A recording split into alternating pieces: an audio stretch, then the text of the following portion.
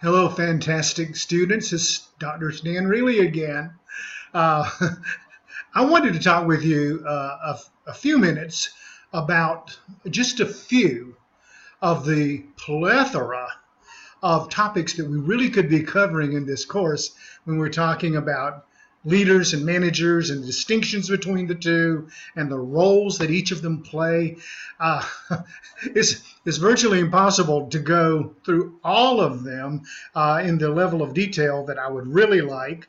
However, I like to point out just a few general aspects or I guess subheaders of what managers slash leaders do, and just so that you can relate to experiences that you have in your place of business and or will relate sometime in the future to what we cover in class. That's the whole idea, is exposure and the exchange of ideas with each other. So two things I wanted to talk with you about, and that has to do with working in groups or teams and delegating.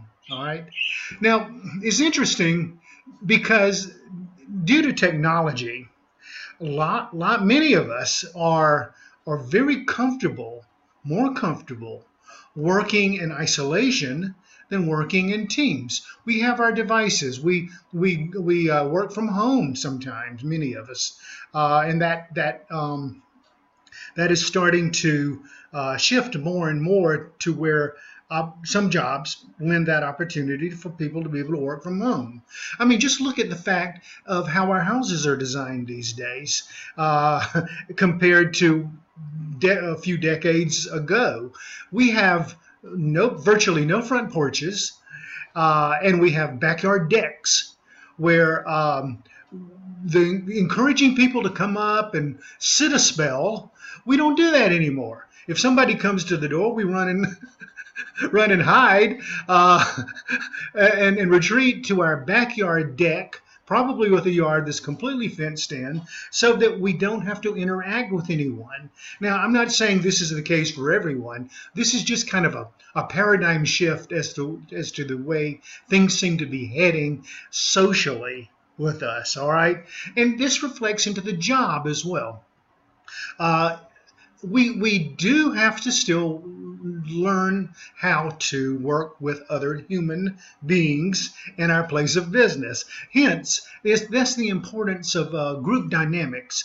And that's why I wanted to share with you, good leaders, good managers will not attempt to micromanage a group project. However, they will be there as a support system to enable the group to be successful moving forward.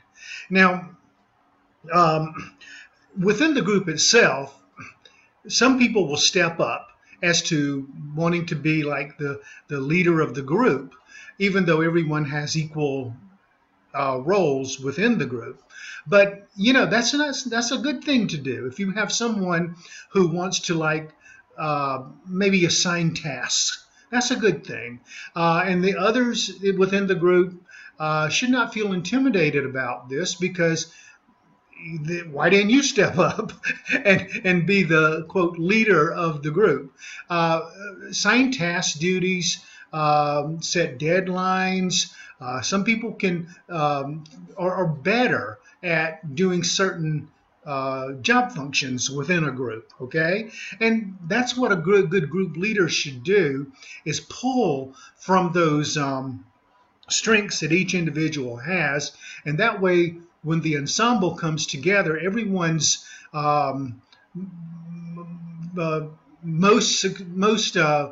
their better strength, okay, will have been contributed to the overall collective. And that's the important thing about the group. What the boss sees is a collective endeavor of everyone having input and it being put together seamlessly and then given to the boss slash leader, so that the perception from that leader is that the group was successful. Hopefully that's typically the case. But the leader should not interfere with the dynamics of the group by giving them specific duties, because that really makes the boss the leader of the group, and that way the boss is not really empowering you to think on your own.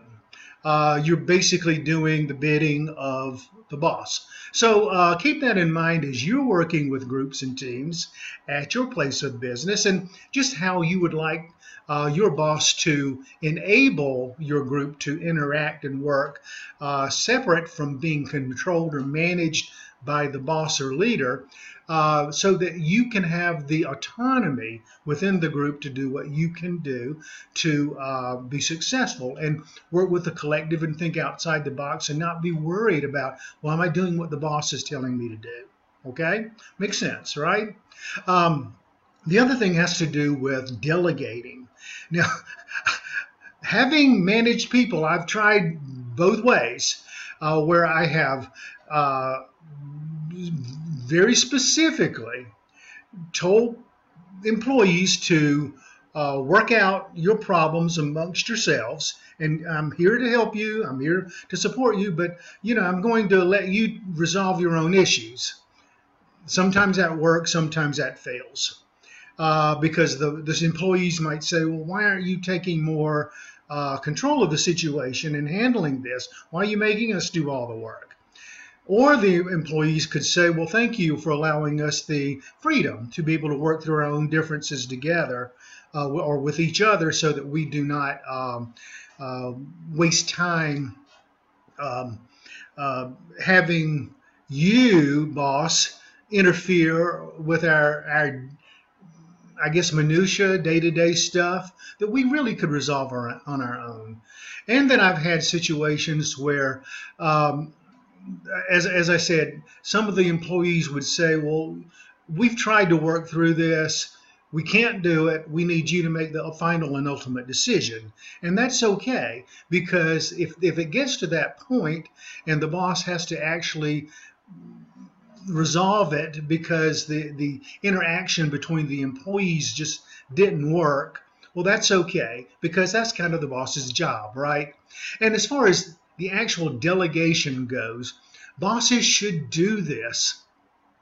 Some bosses fear delegation because they fear giving too much authority or power to employees strips them of theirs, which is not of something a boss should feel.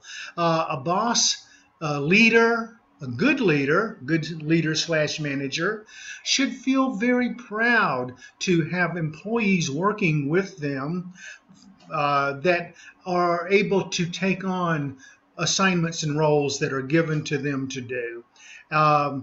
Because when the employees perform well, it makes the boss look good also, all right? And this doesn't strip away any authority or power that the boss has. In fact, it empowers the boss, the leader, to have that ability to select employees within his or her staff to do certain jobs and then report them back to the boss leader.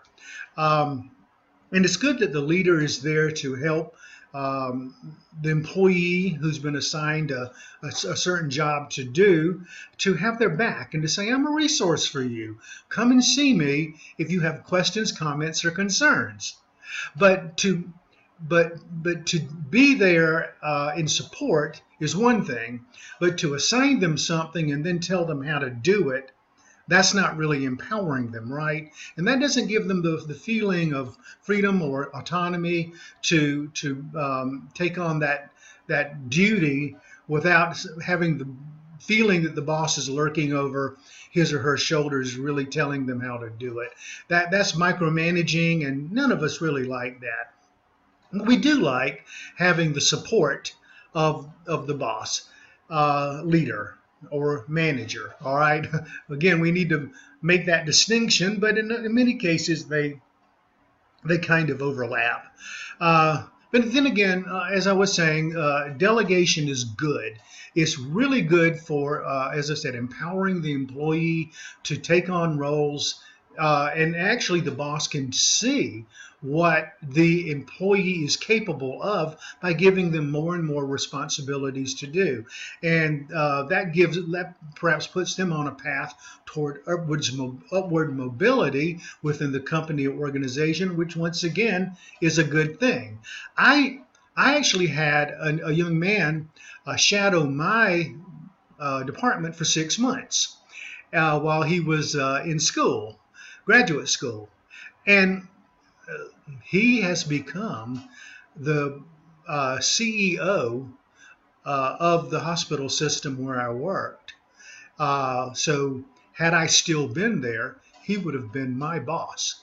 So you never ever know when you're helping someone and enabling them and empowering them, they might be your boss one day.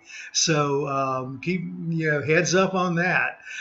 All right, well that's all for now. Thanks so much, and I'll see you on our boards.